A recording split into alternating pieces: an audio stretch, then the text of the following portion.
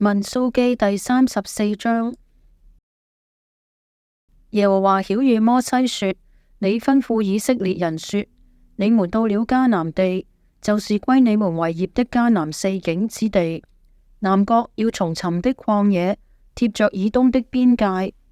南界要從鹽海東頭起，繞到亞克拉賓坡的南邊，接連到尋，直通到加低斯巴尼亞的南邊，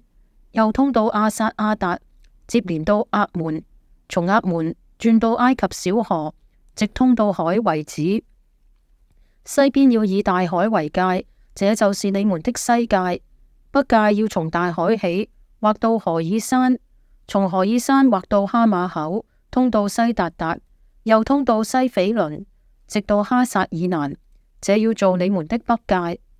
你們要從哈撒以南劃到示番為東界，這界要從示番下到亞言東邊的利比拉，又要達到基尼烈湖的東邊，這界要下到約旦河，通到鹽海為止。這四圍的邊界以內要做你們的地。摩西吩咐以色列人說：這地就是耶和華吩咐拈鬮給9個半支派承受為業的，因為流便支派和迦得支派按着宗族受了產業，瑪拿西半個支派也受了產業。這2個半支派已經在耶利哥對面約旦河東向日出之地受了產業。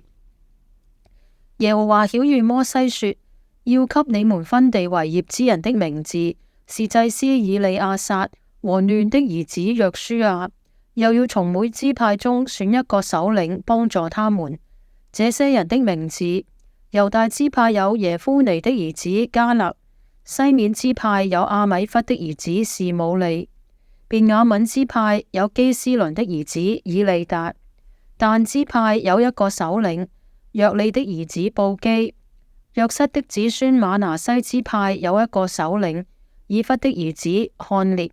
以法蓮支派有一個首領十弗但的兒子基姆利，西布倫支派有一個首領帕納的兒子以利撒番，